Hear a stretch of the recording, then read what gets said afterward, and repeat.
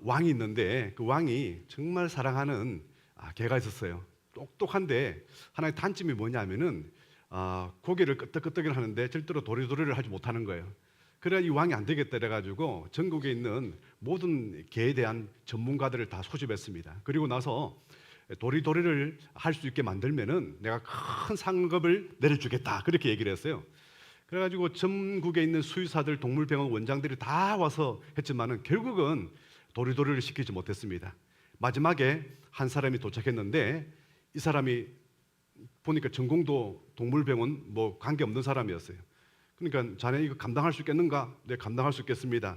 제가 무슨 수를 쓰더라도 개의치 마시기 바랍니다. 오케이. 그러고 나서 갑자기 가방을 열더니 몽둥이를 꺼내서 강아지 엉덩이를 때리는 겁니다. 강아지가 놀래가지고 왕 뒤에 숨었죠. 그러고 나서 이 사람이 이렇게 말합니다. 너 또 맞을래? 이러니까 이러더라는 거야. 그래가지고 이 사람이 큰 상을 받고 나서 집으로 갔다는 얘기가 있는데요. 그래도 또 이 단점이 또 생겼어요. 이 강아지가 도리도리만 할 줄 알고 이제는 이렇게 하는 걸 잊어버렸다는 거예요. 이게 끄떡끄떡 하는 거를. 그래가지고 안 되겠다. 이래가지고 왕이 또 소집을 했습니다. 큰 상을 주겠다. 전국에 있는 동물병원 원장들이 다 모였습니다. 결국 또 못 고쳤습니다. 그랬는데 마지막에 이 사람이 또 도착했죠. 그래가지고 이 사람이 이 한마디를 하고 나니까 강아지가 고개를 끄덕이더라는 것입니다. 그 한마디가 뭐냐면은 너 내 누군 줄 알지? 그러니까 고개를 끄덕끄덕하더라는 것입니다. 오늘 설교는요 야베스의 기도예요. 야베스의 기도 여러분 많이 들어보셨죠, 그죠? 너 나 알지? 좀 안다고 좀 하십시오. 좀 우리 교회에서 야베스의 기도를 저는 꽤 많이 설교를 했다고 생각했는데 새벽기도 빼고 두 분 했더라고요. 여러분 수필하고 설교의 차이점이 뭐냐면은 수필은요 반복적으로 하면은요 이거는 굉장히 좋지 않는 겁니다. 하지만 설교는요 반복적으로 하는 것이 생명력이 있는 것입니다. 예수님께서도 하나님 나라에 대한 말씀을 가르칠 때 계속해서 반복적으로 비유를 들어서 그렇게 설명을 했습니다. 반복이 생명인데 여러분 제가 우리 야베스의 기도를 한 100번을 해야 되겠다 생각되는데요. 두 분 했으니까 앞으로 98번은 더 해야 되겠다 이런 생각이 좀 들었습니다. 많은 사람들은요 이 같은 설교를 하면은 쉽겠다 생각하는데 굉장히 어렵습니다. 왜 그러냐면은 같은 본문을 가지고 설교하면서 똑같은 내용을 전할 수는 없잖아요. 그러니까 뭔가를 다르게 하려고 그러면은 굉장히 어렵다는 것이죠. 또 성도들은요 목사님이 무슨 치약인 줄 알아요. 짤면 나오는 줄 알아요. 절대로 여러분 짠다고 해서 나오는 치는 것도 아니고 굉장히 기도해야 되고 그리고 영감을 받아야 되고 무엇보다도 많이 또 연구를 해야 되는 것이 또 설교인 것입니다. 오늘 야베스의 기도인데요. 특별하게 역대상 1장부터 9절까지는 사람 이름이요 무려 600명이 나옵니다. 600명이 나오는 가운데 그 가운데 오늘 본문에 이 야베스가 들어가 있는 것입니다. 그 600명 가운데 자기 사람의 개인의 서사가 들어가 있는 사람들이 없어요. 그런데 이 사람만 자기 서사가 하나님께서 기록을 하셨던 거예요. 야베스에 관해서만 이 사람의 개인의 서사가 들어있는 거예요. 그러니까 이 본문이 얼마나 중요하면은 하나님께서 이 성경 말씀에 600명 가운데 이 사람의 서사만 기록되어 있을까 얼마나 중요합니까? 그래서 오늘 첫 마디가 야베스는 그의 형제들보다 귀중한 자다. 이전에는 존귀한 자다 이렇게 말씀을 했는데요. 존귀한 자다 이렇게 말씀하고 있습니다.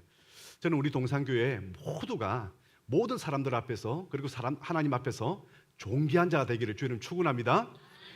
그러면 존귀한 자가 되기 위해서 그럼 어떻게 해야 되느냐? 오늘 한 세 가지로 말씀을 정리하도록 하겠습니다. 첫 번째가 야베스가 존귀한 자가 된 이유는 탁월한 꿈과 비전이 있었기 때문이다 이렇게 말씀을 하고 있습니다.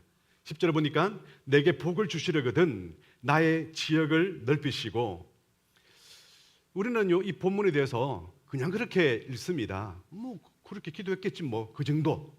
근데 여러분 이 시대적 배경을 보십시오. 이 시대적 배경은요 사사기입니다.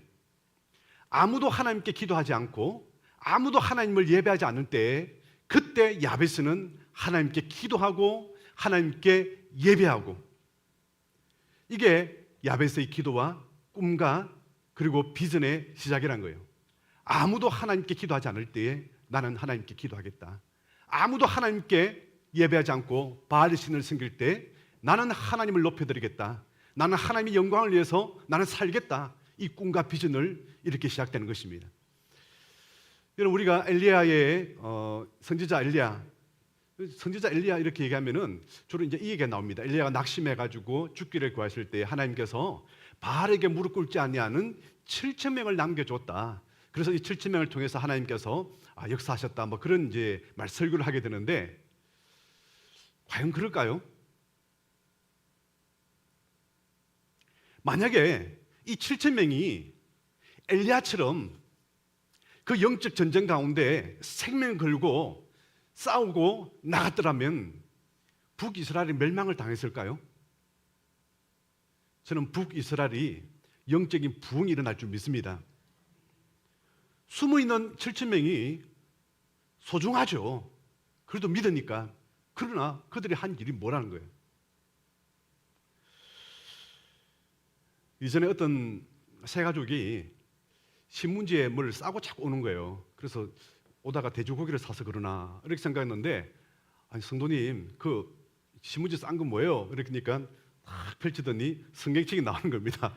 아니 성경책을 왜 신문지에 싸고 다닙니까? 이랬더니 아이고 사람들에게 보이면 창피한 것 같아가지고 이 신문지를 싸고 개와서 푼다는 거예요. 그 마치고 나면 그것도 신문지를 다 이렇게 해가지고 다시 싸고 집으로 간다는 겁니다. 그 얘기를 들으면서 여러분 복음을 부끄러워하지 말아야 되는데 어떻게 이 복음을 부끄러워할까? 왜 복음을 숨기려 그럴까? 이런 생각을 해봤습니다. 여러분 한 번뿐인 인생인데 그냥 남들이 살아가는 그런 평범한 인생, 허송 세월만 보내는 그런 인생이 아니라 정말 사도 바울처럼 표대를 향해서 달려가는 인생, 우리 주님 앞에 위대하게 쓰임받는 인생, 그러하게 하기 위해서는 하나님께 꿈과 비전을 맞추어서 살아갈 수 있는 저와 여러분 되길 바랍니다. 이게 야베스의 꿈과 비전인 것입니다. 이 꿈과 비전은요 처음부터 위대하게 시작되지 않습니다. 유키즈 온 더 블락처럼요 항상 스텝 바이 스텝이에요. 2014년도 미국 텍사스 대학교 졸업식에 미 해군 제독 윌리엄 맥레이번이라는 사람이 졸업식 연사로 연설을 했습니다. 그러니까 37년간 특수부대를 지휘해왔기 때문에 아마 연설의 내용이 뭐 특수 전략이라든지 이 세상의 훈련 기법 뭐 그런 내용으로 하지 않을까 생각했는데 전혀 다른 내용으로서 연설을 하게 시작되는 것입니다. 그가 첫 번째 한 연설이 뭐냐면은 이겁니다.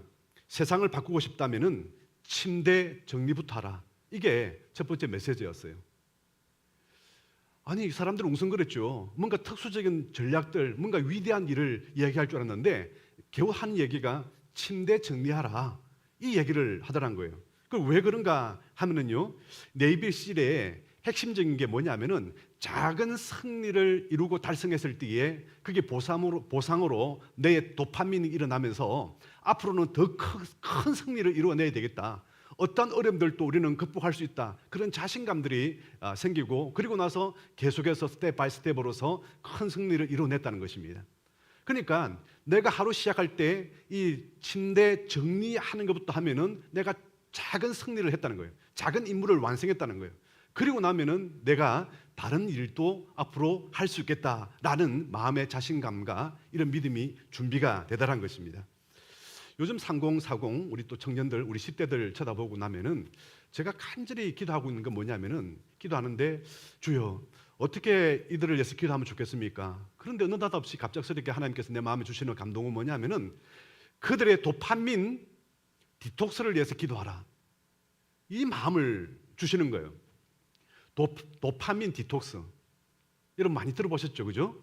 이게 무슨 말이냐면은 여러분 우리가 도파민이라는 것은요 짧게 우리가 받을 수 있는 건 뭐냐면은 뭐 유튜브 짧은 거라 쇼트라든지 뭐 또 어떤 게 있어 인스타라든지 게임을 한다든지 이거는 짧은 시간에 굉장히 도파민이 분비되면서요 굉장히 즐거워지죠. 그러니까 남이 안 시켜도 중독이 돼가 계속 하려고 그러잖아요.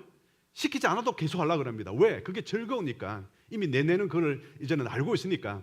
그런데 막상 공부하라 이러면은요 공부는요 성취감은 나중에 일어나는 거예요. 천천히 일어나는 거예요. 성취감이 없어요. 뭔가 갑작스럽게 지금 나한테 도파민이 분비돼가지고 나한테 기분이 좋아야 되는데 기분이 좋지 않아요. 그러니까 이 일은요, 몸에 안 가지는 거예요. 내 의지는 가고 싶은 마음이 생기는데 의지 자체가 브레이크를 거는 겁니다. 이게 뭐예요? 도파민 중독이라는 거예요. 이 도파민 디톡스가 필요하다. 그래서 시간이 걸리는 공부를 한다든지 운동은요, 이미 이게 익숙된 사람들은요, 오랫동안 운동해야 이 성취감이 있는데 그런 일을 하지를 못하고 아예 시작 자체가 안 되더란 거예요. 그래서 솔루션이 뭐예요? 그냥 끊어진다고 끊어집니까 그게? 그러니까 자기 나름대로 전략을 세워야 되는 것이죠. 내하고 싸워야 되는 거예요. 내 도파민하고 싸워야 되는 거예요. 어떻게 해요? 헬스클럽에서 내가 런닝머신 할 때만 나는 쇼츠를 보겠다라든지, 평상시에는 내가 안 보겠지만은 제일 좋은 거는 운동하면서 내가 봐야 되겠다. 아니면 내 어떤 공부하고 나서 그 보상으로서 내가 봐야 되겠다. 어느 정도 자기만의 약속을 정해서 하면은 조금 더 실천할 수 있다. 여러분, 성경 공부가 왜 안 되는지 아세요? 왜 성경이 안 읽혀지는지 아세요? 30년 전에는 성경이 잘 읽혀졌는데 요즘 들어서 성경 읽으라면 안 읽혀지는 이유가 뭘까요? 바로 이 문제 때문에 그런 거예요. 성취감이 없어요. 이전에는 성경 보는 게 성취감이 있었는데요, 지금은요 너무 짧게 도파민 분비되기 때문에 성취가 없는 거예요. 성경 읽어도 재미가 없고요, 안 읽혀지는 거예요. 아예 읽는 게 문제가 아니라 그 읽는 자리에 안 가지게 되는 거예요. 여러분, 스텝 바이 스텝으로서 여러분 시작하시기 바랍니다. 하나님과 꿈과 비전은요, 작은 일부터 시작될 때 그렇게 출발이 되는 것입니다. 이 비슷한 내용이 1990년대에 뉴욕 지하철에 일어난 사건입니다. 뉴욕 지하철은요, 그 당시에 가장 범죄율이 높았던 지하철역입니다. 하루에 250건의 중범죄가 발생했습니다. 벽에는 낙서가 엉망이 되어 있고 악취가 나고요, 소매치기는 너무 곳곳에서 빈번하게 발생하고 있고, 그리고 강력 사건들이 너무 많이 일어나는 지역이 뉴욕 지하철역이었습니다. 그런데 뉴욕 경찰청에 윌리엄 브래턴이라는 사람이 부임하면서부터요, 달라지기 시작했어요. 사람들은 이 사람이 전문가인데 이 사람이 부임하고 나면은 아마 경찰 특공대들을 동원시켜 가지고 소매치기범을 잡고 거기에 중범죄자들을 잡아들이겠지라고 생각했는데, 기껏해서 내린 명령이 뭐냐면은 모든 직원들과 경찰들을 시켜 가지고 했던 얘기는요, 벽에 있는 낙서 페인트 지우라, 이 일을 했어요. 누가 칠해나면, 밤에 칠해나면은 아침에 또 시킵니다. 계속해서 벽에 낙서하는 것만 시켜가지고 미화 운동만 시키는 거예요. 계속해서 청소하고 벽에 낙서만 시키고, 사람들이 웅성거립니다. 야, 그런다고 뭐 바뀌겠어? 아니, 도둑을 잡고 소매치기를 잡아야지 벽에 낙서 지운다고, 아이고 깨끗하게 저게 뭐야? 그러는데요, 6개월 지나고 1년이 지나면서 바뀌게 되는 거예요. 3년이 지나면서요, 50%가 줄어들었어요. 중범죄율 50%고요. 5년, 6년 지나니까 완전히 사라져서 지금 미국에서 가장 안전한 지하철역이 바로 뉴욕 지하철역이 됐던 것입니다. 가장 작은 것부터 출발하고 시작하게 됐을 때에 비전과 꿈은요, 달성이 될 수가 있다, 이 말씀을 드리는 것입니다. 여러분, 여기서 나왔던 게 뭔지 아세요? 여기서 나왔던 책 이름이 깨진 창문 이론이에요. 여러분, 깨진 창문을 지나가다가 어떤 집의 빈가에 창문이 깨져 있다. 그러면 원래 평상시에는 돌을 안 던져요. 그런데 깨진 창문에는요, 돌을 던져도 내가 죄책감을 못 느껴요. 왜냐하면 이미 깨졌기 때문에. 또 지나간 사람 또 돌을 던집니다. 그러면서 계속 돌로 던지는 그런 엉망이 되는 창문이 되죠. 여러분 가운데도 마찬가지입니다. 여러분 가운데, 여러분 인생 가운데, 내 삶들 가운데 깨진 창문이 있다면은, 혹은 벽에 낙서가 있다면 이것부터 여러분 지으시기 바랍니다. 아침에 여러분 침상부터 여러분 정리하시길 여러분 축원합니다. 그렇게 해야만이 여러분이 비전너리가 될 수 있고 여러분 드림머가 될 수가 있는 것입니다. 그리고 야베스가 존귀하게 된 이유는요, 한계를 뛰어넘는 믿음 때문이다, 이렇게 말씀을 하고 있어요. 야베스의 족보를 보면요, 유다 지파에 나옵니다. 여러분, 다윗처럼 유다 지파에는요, 훌륭한 위대한 왕가의 사람들이 많이 나옵니다. 그런데 이 야베스는요, 유다 지파이긴 하지만은요, 이 신라 시대 때의 육두품 이하예요.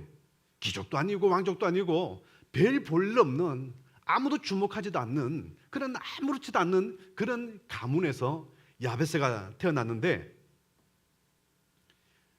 소망이 없는 가정이에요. 특별하게 여러분, 어떤 사람들 가운데 나는 가진 게 없어. 우리 집안은 엉망이야. 나는 돈도 없고 백도 없어.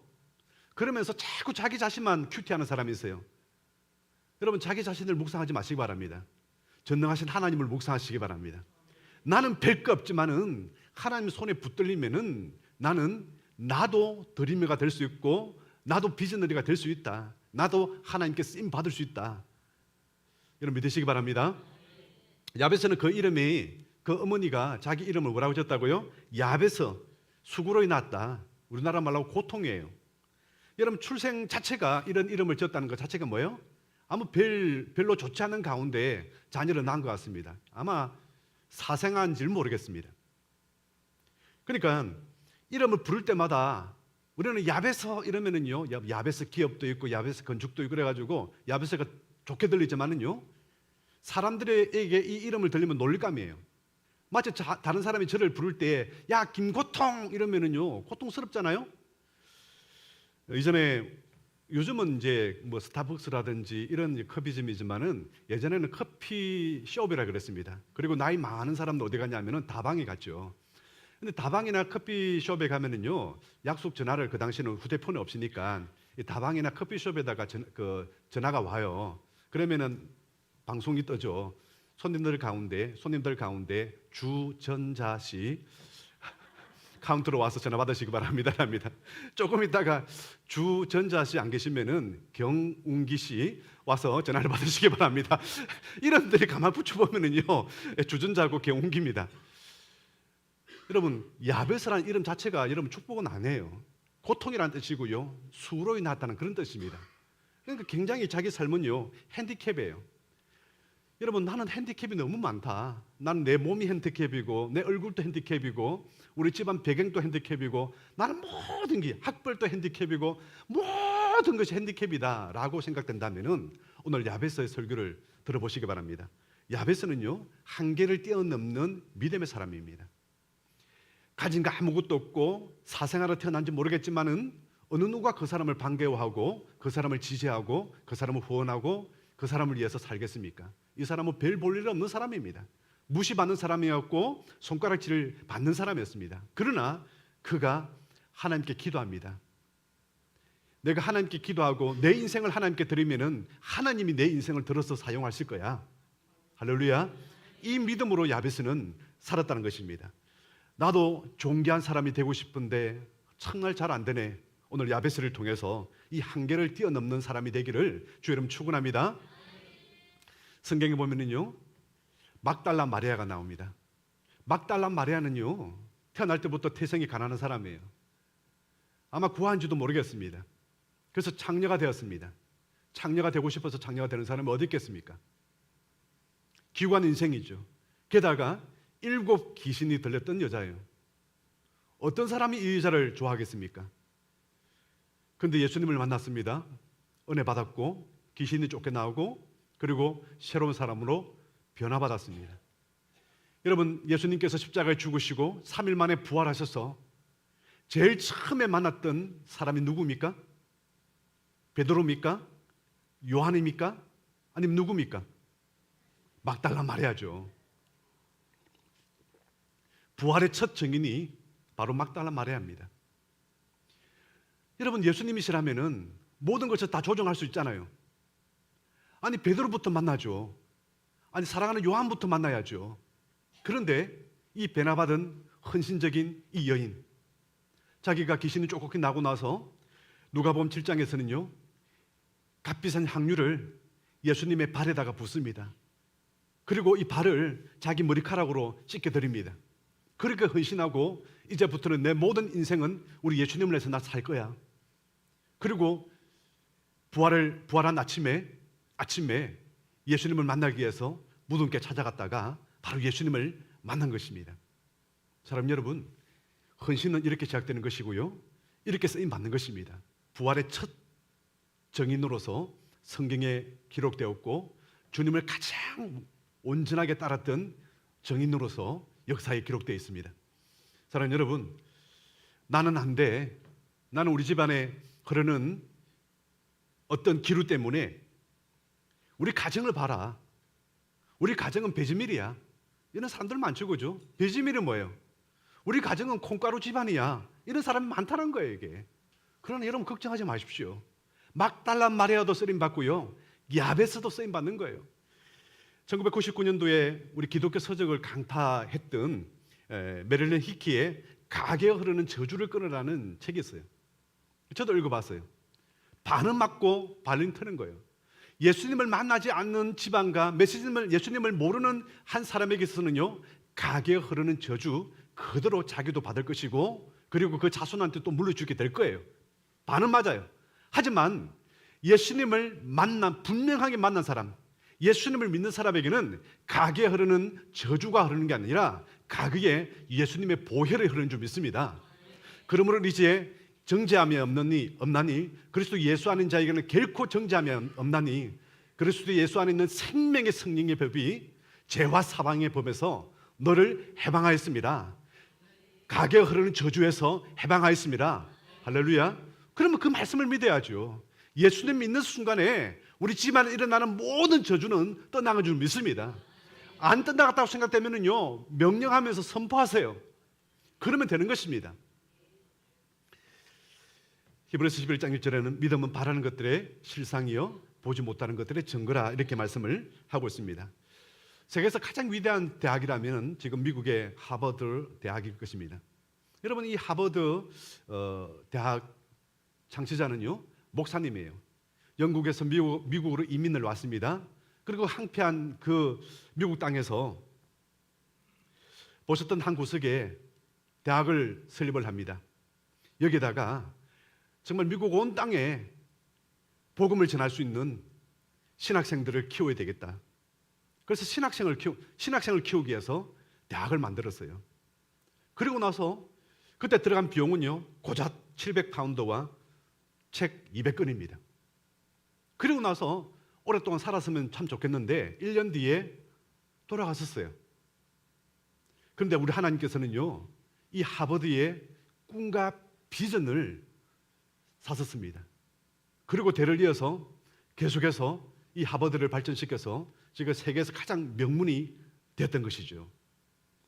사랑하는 여러분, 야베스가 존귀한 자가 된 이유는 바로 이런 꿈과 비전이 있었기 때문에 그가 존귀한 자가 된 것입니다. 여러분, 우리 젊은이 가운데는 지나치게 워라밸만 따지는 경향들이 있는 것 같습니다. 물론 중요하죠. 가정이 중요하죠. 그러나 때로는요, 하나님을 위해서 이 생명을 드리기 위해서 사도 바울처럼 표대를 향해서 달려간다면은 여러분, 더 큰 것도 우리가 기도하면서 나갈 수 있어야 되는 것입니다. 너무 작은 일에 안주하면서 그것이 나에게 주어진 하나님의 일이라 생각하면서 그렇게만 안주하지 마시기 바랍니다. 꿈과 비전을 향해서 내 시작을 여러분 헌신적으로, 때로는 희생으로 들을 수 있기를 주님 축원합니다. 여러분, 예배가 뭐라겠습니까? 예배는 희생입니다. 모세가 바로에게 내 백성을 보내달라. 우리 백성은 나가서 광야에서 희생을 드리겠다. 하나님께서 택하신 산에서 희생을 드리겠다. 다른 말로 하면 예배를 드리겠다는 거예요. 예배는 희생이에요. 이 희생 없이 우리는 예배가 온전한 예배가 될 수가 없는 겁니다. 여러분 인생도 마찬가지입니다. 여러분 꿈도 마찬가지예요. 여러분 비전도 마찬가지예요. 이 꿈과 비전을 위해서 희생이 없다면 그 꿈과 비전은 절대로 성취가 되지 못하는 거예요.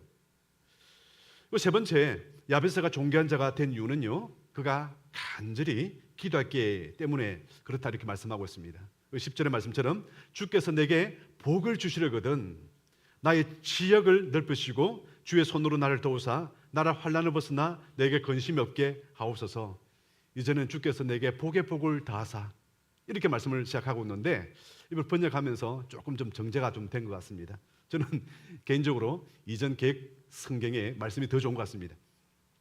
여러분, 이건 기복신앙이 아니에요. 여러분, 기복신앙이라면은 성경에 왜 기록하겠어요? 그리고 600명의 그 서사 가운데 야베스의 이름을 왜 기록하겠어요? 이건 잘못된 것이니 하지 말라고 이렇게 경계해야죠. 여러분, 이건 기복신앙이 아니란 얘기예요. 기복기도가 아니에요. 마땅하게 하나님의 자녀들이 어처구니 없게도 정말 앞만 쳐다봐도, 옆을 사방을 쳐다봐도 소망 없는 사람들이 이 글을 읽고 이 말씀을 듣고 너희들도 이렇게 기도하고 이런 삶을 살아라. 우리에게 교훈을 주시기 위해서 주시는 말씀이에요. 그렇다면 여러분, 기복신앙이 아니라 너희들도 너 자신을 보지 말고 전능하신 하나님을 바라보고 그 하나님을 붙들고 한번 살아봐라. 우리 하나님은 만유의 주제가 되시고 만주의 주가 되신다. 할렐루야. 그렇게 사시기 바랍니다. 이거밖에 없습니다. 어떤 사람은 그렇게 얘기합니다. 하나님 믿어봐도 별 수 없네요. 여러분, 야고보서 4장 2절에는 뭐라고 말씀하고 있습니까? 너희가 얻지 못하면 구하지 않기 때문이다. 구하지 않아서 그렇다는 거예요. 다른 이유가 없어요.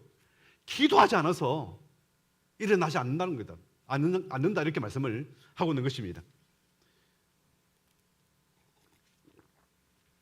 여러분, 신앙의 수준은요, 믿음의 수준은요, 기도의 수준입니다.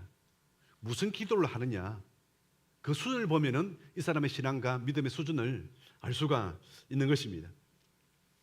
이번 주에 우리 가족들은 신의 악단이라는 영화를 봤어요. 혹시 여러분 가운데 보신 분도 계시죠? 혹시 못 보신 분이 있다면 우리 기독교 영화니까 우리가 많이 또 봐줘야 됩니다. 저 보면서 우리 교회 단체로 한번 관람했으면 좋겠다 싶었는데요. 그런 재정이 안 돼서 여러분 돈으로 주고 꼭 보시기 바랍니다.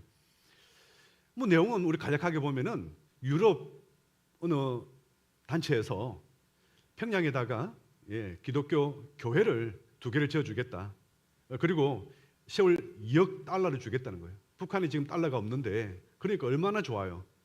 대신에 대충 하지 말고 거기에서 이 진짜 예배를 드리는 것이 우리가 확인할 수 있도록 부흥회를 한번 열어봐라. 내가 정말 확인되고 나면은 2억을 주겠다.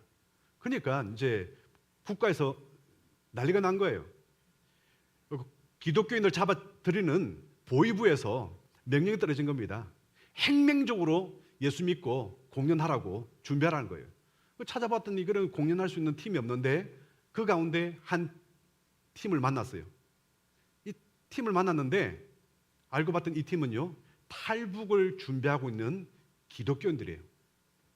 여기 만나져가지고 붙들려가지고 대충 부르면요, 행명적으로 하라고 이러면서 기도도 대충 그렇게 연습하지 말고 행명적으로 진짜처럼 연습하라고.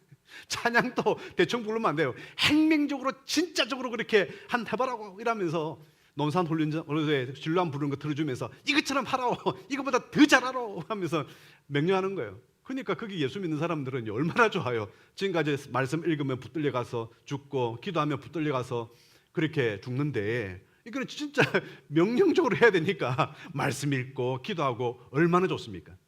그 다음 내용은 여러분 가서 보시기 바랍니다. 제가 스포를 할 수 없어요. 감독이 이런 얘기 하더라고요.